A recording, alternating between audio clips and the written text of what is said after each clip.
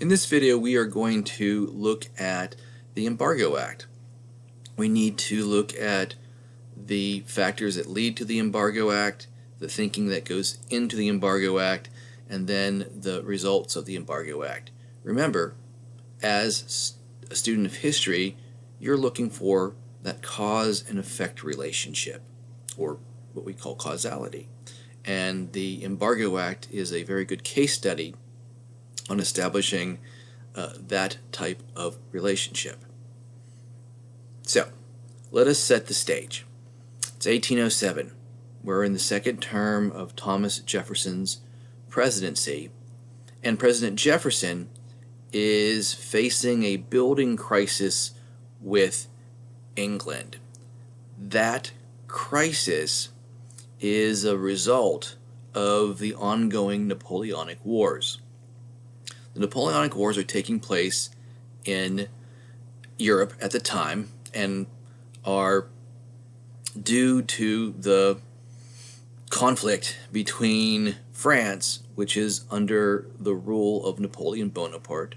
Remember, Bonaparte comes to power after the French Revolution, and he will lead the French into a series of wars with England.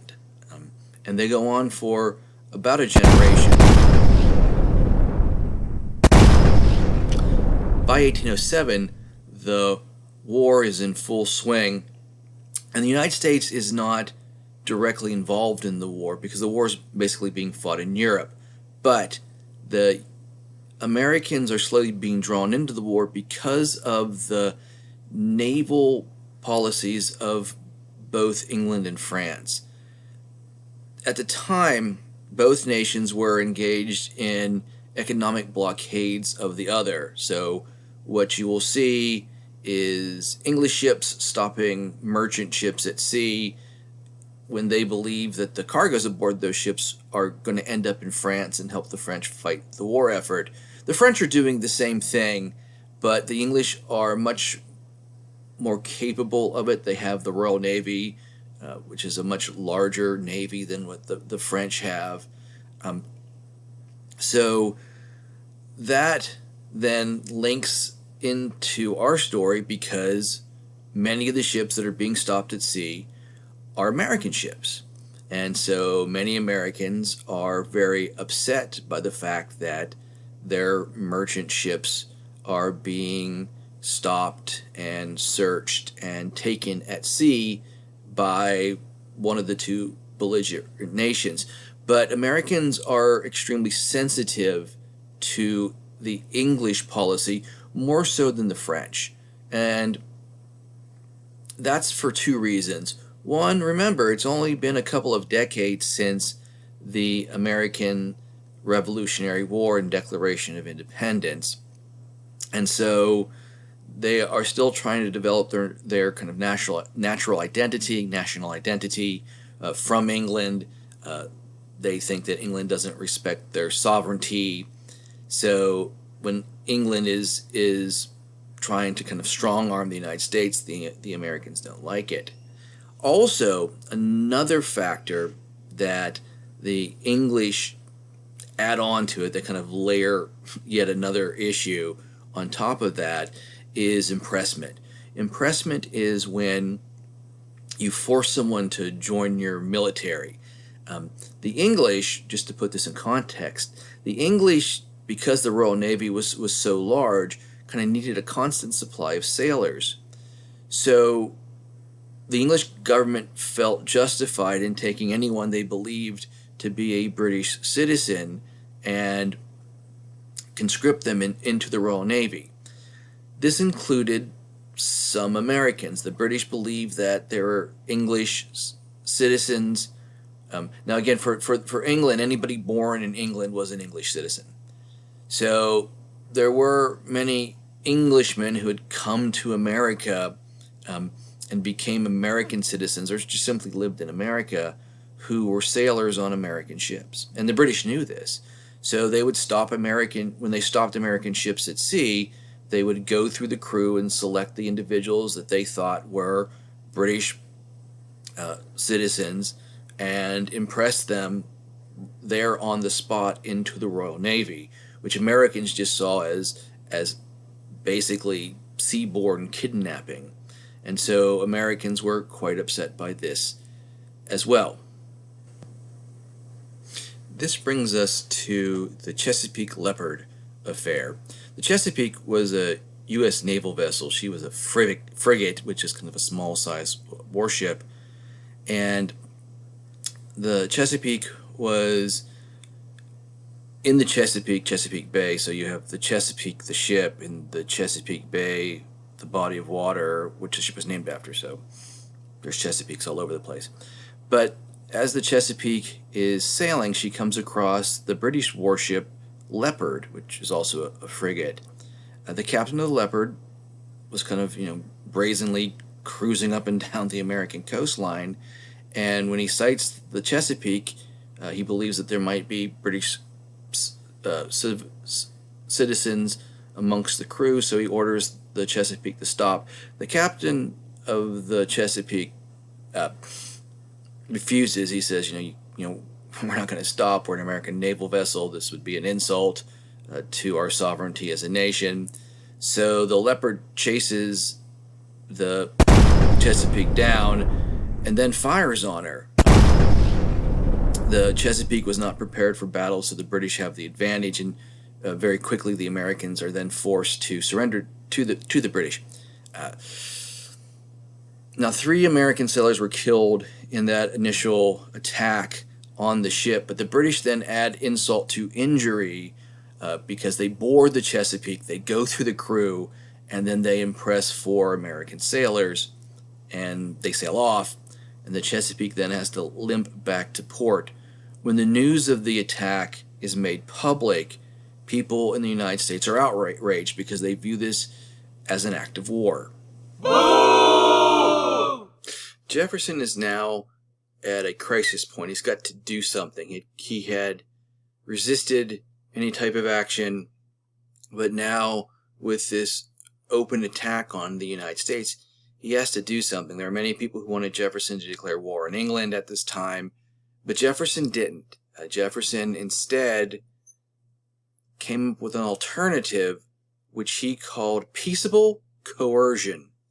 Peaceable coercion is based on Jefferson's belief that Europeans were highly dependent on American trade goods. The crops and other products that were produced in the United States were kind of essential to European economies.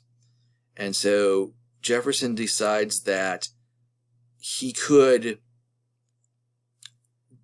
by law, stop that trade. Right? So he says, if we just stop that trade cold, the Europeans, being deprived of that, will realize how important it is to them, and they will very quickly then change their policies and respect American shipping at sea. Because Jefferson, like many Americans, believed that since America was neutral, right, it didn't take sides in the war. It wasn't on the English or the French side. It was just completely neutral.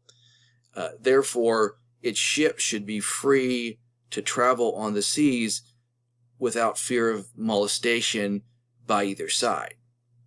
And that was kind of the heart of the issue. So that is the origin of the Embargo Act.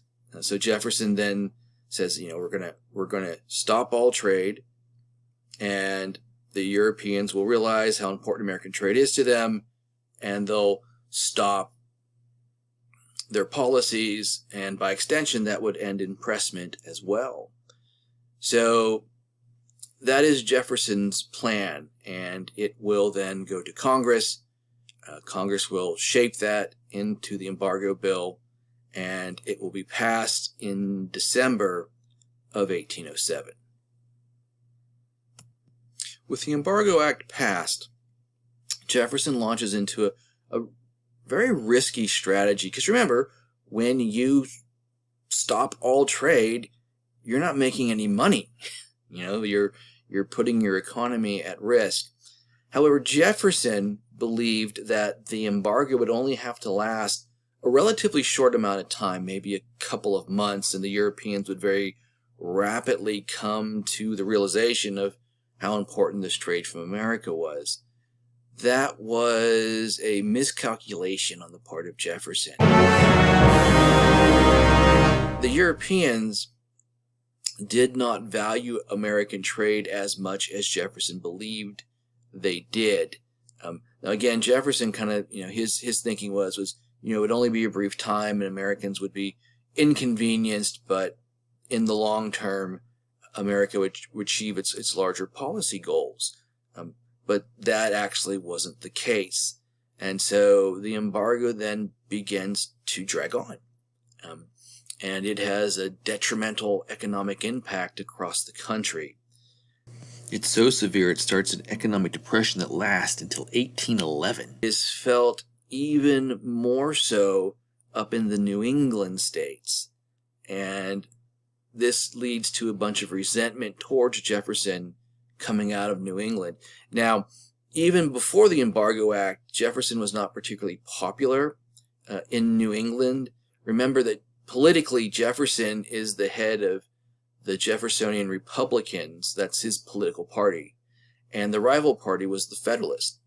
And the Federalists were strong. Their stronghold was up in New England. So there was already a lot of political resistance to Jefferson before any of this transpired. Then, as the Embargo Act is put into place and then continues to drag on, New England's going to become even more opposed to Jefferson. And that's because a lot of the trade that's carried out in the United States goes through New England. A lot of the ships and merchants and other related services that are part of that shipping trade are centered in New England. And so with American ships confined to port, American ships just couldn't leave port as a result of the Embargo Act. So all trade stops, which again is devastating to the local environments up in local economies, up in New England. So Jefferson greatly miscalculates as a result of this, but the Embargo Act drags on, and it continues until, until the end of Jefferson's presidency. Jefferson was leaving office in 1809. In March. Back then, the president didn't become president until March. We've changed it since. But in the last few days of Jefferson's presidency, the Embargo Act is repealed. But looking back at the Embargo Act and looking at the overall results of the Embargo Act is a effort to try and solve the problems that the U.S. is facing with England at the time, and it fails to do that. In fact, all it does is create more problems than the U.S. had before. Now, again, Jefferson doesn't have to deal with that because he's leaving office, and so all of those issues are then handed off to the Madison administration, and the Madison administration then faces a growing crisis in its very first weeks.